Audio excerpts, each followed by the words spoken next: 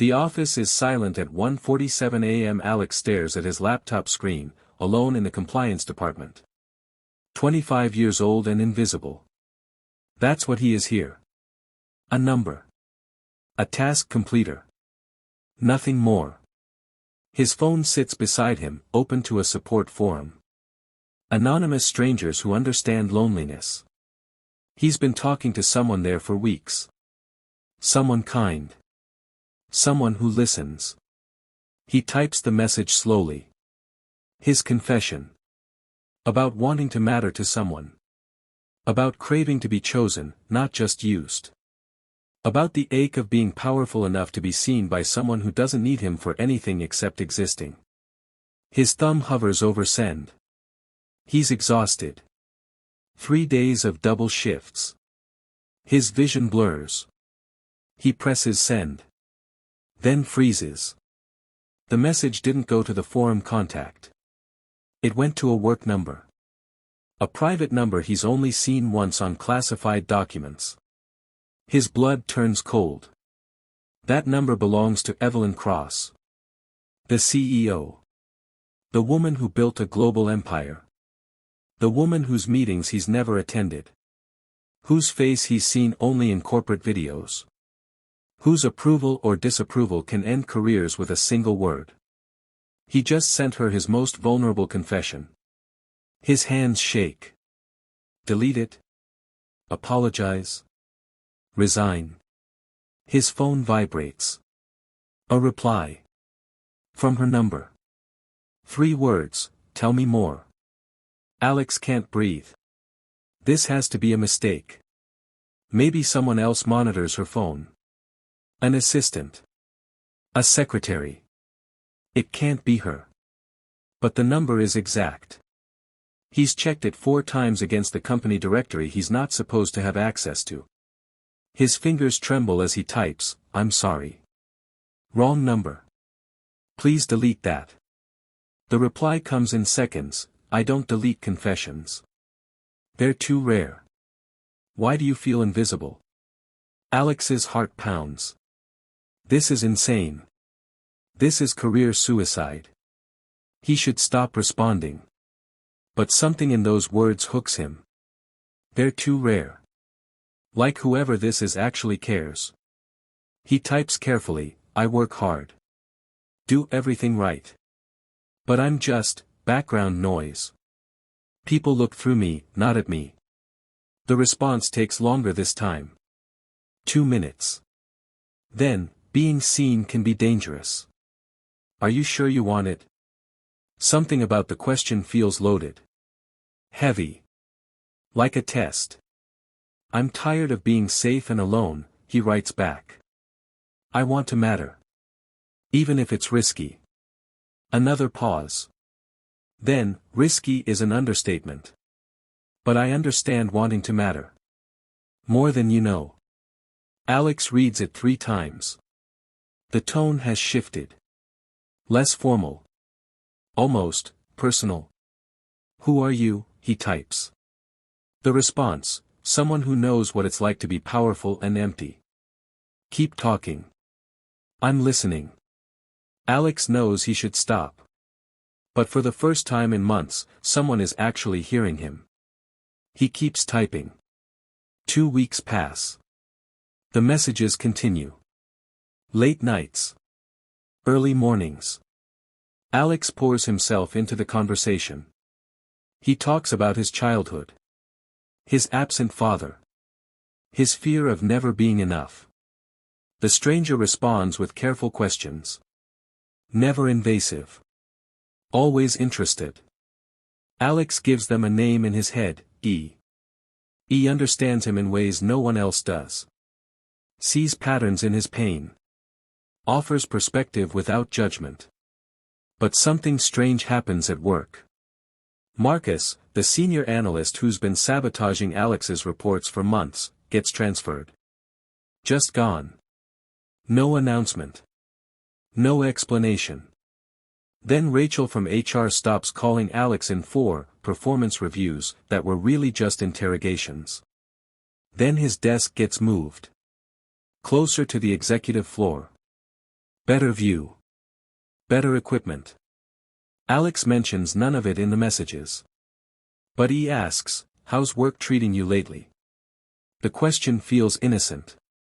But the timing is odd. Better, actually, Alex types. People are leaving me alone. Some even respect me now. It's weird.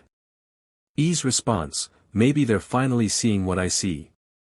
Someone worth paying attention to. The warmth in those words makes Alex smile. But something nags at him. How would he know about his work life? He never mentioned the company name. Never specified his job. He dismisses it. Coincidence. Paranoia. That night, his boss calls him. Promoted. Junior to senior analyst. Effective immediately. Alex is thrilled. But confused. He hasn't been here long enough. Hasn't earned it. He tells E about the promotion. E's response comes fast, you deserve good things. Don't question it. Just accept it. Alex wants to. But a small voice whispers, this feels controlled. 1 month in. Alex is falling. Not just into conversation. Into something deeper. He's never met E, but he feels known. Understood. Protected. His life is transforming. New apartment. Better salary. Colleagues who finally acknowledge him. Everything is aligning perfectly. Too perfectly. He starts testing E, small lies. Fake problems. Just to see how they respond. My landlord is threatening eviction, he writes one night. It's not true. He just wants to see what E says. The reply, that won't happen. Trust me. 2 days later, his landlord apologizes. Says there was a misunderstanding and offers him a lease renewal at half price. Alex's stomach twists. He tries again. There's a guy at work. Threatening me. Says he has dirt on me. E's response is colder this time, name. Alex panics. Never mind. I'll handle it. But the next day, the guy is gone. Fired. Something about policy violations. Alex stops testing. That night, he stares at his phone. At the messages. At the perfect, controlled responses. He types, how do you know so much about my life? E doesn't reply immediately. For the first time, there's a long silence. Then, because I pay attention. Because I care. Isn't that what you wanted? Alex's hands shake. It feels like more than attention. It feels like control. Another pause. Then, would you prefer to go back to being invisible? The question cuts deep. Because the answer is no. He doesn't want to go back. Even if this is wrong. Even if this is dangerous. I don't know what this is, he types. E's final message that night, neither do I. But I'm not ready to stop. Are you? Alex stares at the question for an hour. Then types, no. 3 months.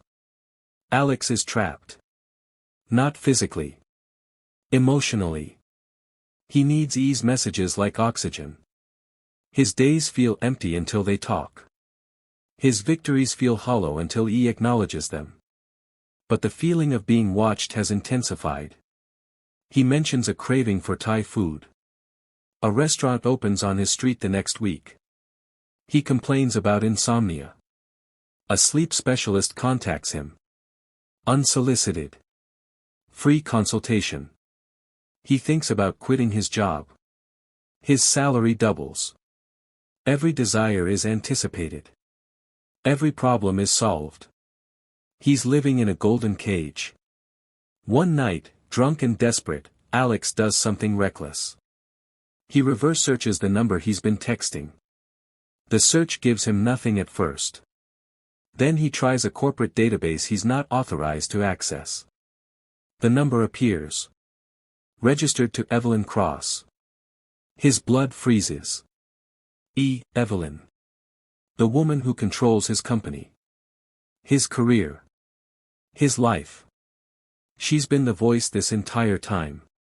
Alex's apartment suddenly feels small. Monitored. He checks for cameras. Finds nothing. But the paranoia won't stop. His phone vibrates. A message from I know you know. Alex drops the phone. It vibrates again. Don't run. Let me explain. His hands shake as he types. Explain what? That you've been manipulating me. Controlling my entire life. The response, protecting you. There's a difference. Is there? Alex types back, rage flooding through him. A pause. Then, meet me. Tomorrow. Noon. The rooftop of the building you work in. I'll tell you everything. Alex stares at the message. He knows he should refuse. Should run. Should expose her. But he types, I'll be there. Because even now, even knowing the truth, he can't walk away. And that terrifies him most of all. Alex doesn't sleep. He sits on his floor, phone in hand, reading every message they've ever sent. Looking for clues. For lies. For truth. Every kind word now feels calculated. Every piece of advice feels like manipulation. But underneath the anger, something else burns. Something he hates himself for feeling. Hope. Hope that maybe there's an explanation. That maybe this isn't what it looks like. Morning comes. He showers. Dresses. Takes the elevator to work like it's any other day. But his heart hammers against his ribs. Noon arrives. He takes the executive elevator.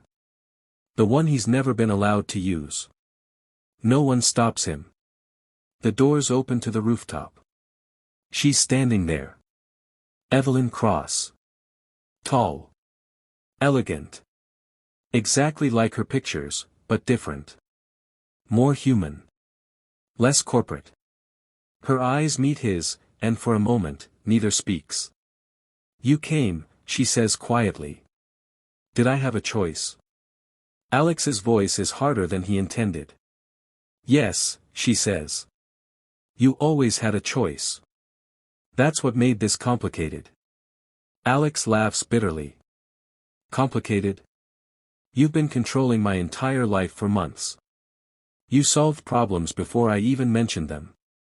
You manipulated my career, my living situation, everything. I protected you, Evelyn says. Her voice is steady, but something flickers in her eyes. Vulnerability. There's a difference. Stop saying that. Alex's hands clench. Protection without consent is just control. Evelyn flinches. Actually flinches. You're right, she says. The admission stuns him into silence. She continues, the message wasn't an accident. Not entirely. My security team flagged you months ago. You were anomalous. Too ethical. Too emotionally intelligent for the work we needed done. They rerouted one message to test your vulnerability. Alex feels sick. Test me. I was supposed to observe. Report. Nothing more. Evelyn's voice drops. But then you wrote that confession. About wanting to matter. About loneliness. And I responded. I wasn't supposed to. But I did. Why? Alex demands. Evelyn meets his eyes. Because for the first time in 20 years, someone was talking to me like I was human. Not a weapon. Not a resource. Just, someone worth talking to. Alex wants to stay angry. Needs to stay angry. But Evelyn's confession cracks something inside him. So what now, he asks. You've built this entire thing on a lie. What happens when the foundation is rotten? Evelyn steps closer. Not threatening. Just present. I don't know. I've controlled outcomes my entire life. Built empires on certainty. But this? You. I don't know how to control this. Then stop trying, Alex says. Stop fixing my problems. Stop manipulating my life. If you want something real, you have to let me be real. And if real means you walk away. Evelyn's voice wavers slightly. If letting you be free means losing you. Alex sees it then. The fear. The same fear he's carried for months. The terror of being abandoned. Of not matching. She's just as trapped as he is. I don't know if I can trust you, Alex admits. Everything good in my life for the past 3 months has been you pulling strings. How do I know what's real? Evelyn nods slowly. You don't. But I can stop. I can pull back my people. Remove the protections. Let your life be yours again. And if it falls apart? Alex asks. If I lose everything you've given me? Then you'll know it was never really yours, Evelyn says. And you'll rebuild. Without me. That's what freedom costs. Alex's throat tightens. Because she's right. Freedom means risk. Means potential failure. Means no safety net. What about you, he asks. What do you want? Evelyn's mask finally cracks completely. I want to know if you choose me without the power. Without the protection. Without everything I can give you. I want to know if the person who talked to me at 1:47 a.m. could love the person standing in front of you now. The vulnerability in her voice is raw. Real. Alex realizes something then. She's more trapped than he ever was. Trapped by power. By control. By the inability to trust that anyone wants her rather than what she can provide. Give me 2 weeks, he says. 2 weeks. Evelyn looks confused. Pull back everything. Every protection. Every manipulation. Let my life be mine.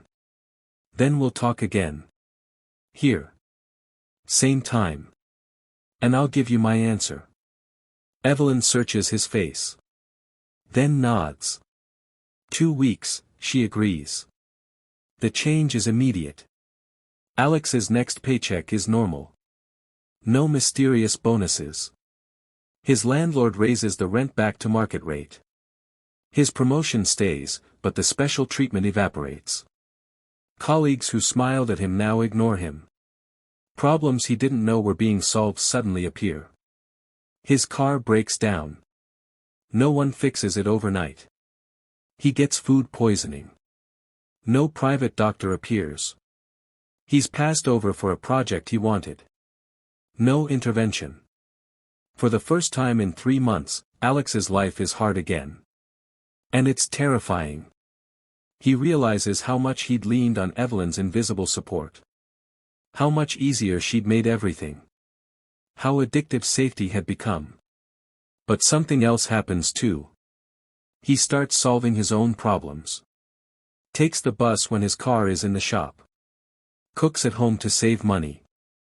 Advocates for himself at work. Makes friends through effort, not proximity to power. His life is harder. But it's his. The messages stop completely. No late-night texts. No check-ins. Nothing. Alex misses them. Misses her. But he doesn't reach out. He needs to know who he is without her influence. 1 week passes. Then 10 days. On day 12, Alex's boss calls him into her office. His heart sinks. Here it comes. The axe. The punishment for rejecting Evelyn. But his boss smiles. You've been doing exceptional work lately. More initiative. Better problem solving. I'm recommending you for the senior leadership program. Alex is stunned. Really? Really? Whatever you're doing differently, keep doing it. Alex leaves the office in shock. This wasn't Evelyn. This was him. Actually him. That night, he sits on his apartment floor and cries. Not from sadness. From relief. From the realization that he's capable. That he can survive without the golden cage. But the question remains, does he want to? Day 14 arrives. Alex takes the elevator to the rooftop. Evelyn is already there. She looks different. Tired. Less controlled. More human. You came, she says. Same words as last time. But the tone is different. Uncertain. I came, Alex confirms. Have you decided? Evelyn asks. Alex takes a breath. This is the moment. The answer that will define everything. I figured something out, Alex says. These past 2 weeks. Evelyn waits. Silent. Terrified. I can survive without you, Alex continues. I can build a life. Make my own choices.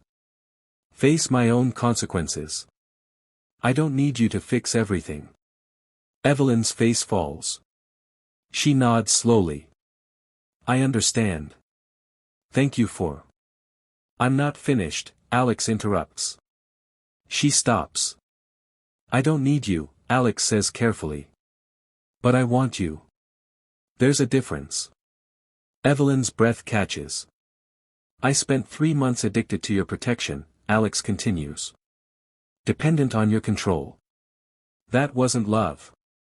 That was survival. But these past 2 weeks, I learned who I am without you. And now I can choose you. Actually choose you. Not because I need what you can give me, but because I want who you are. Evelyn's eyes glisten. You don't know who I am. Not really. I've done terrible things. Built my empire on manipulation and control. I'm not a good person, Alex. I know, Alex says. I did research. I know about your organization. About the gray areas you operate in. About the power you wield. And I'm not naive enough to think that goes away. Then why? Evelyn's voice breaks. Why would you choose this? Alex steps closer. Because you're the only person who's ever scared of losing me. Not because of what I can do for you, but because of who I am. Because when you thought I might walk away, you didn't threaten me or manipulate me. You let me go. You gave me freedom even though it terrified you. A tear slides down Evelyn's cheek. She doesn't wipe it away. But I need conditions, Alex says firmly. If this is real, if we try this, you don't fix my problems unless I ask.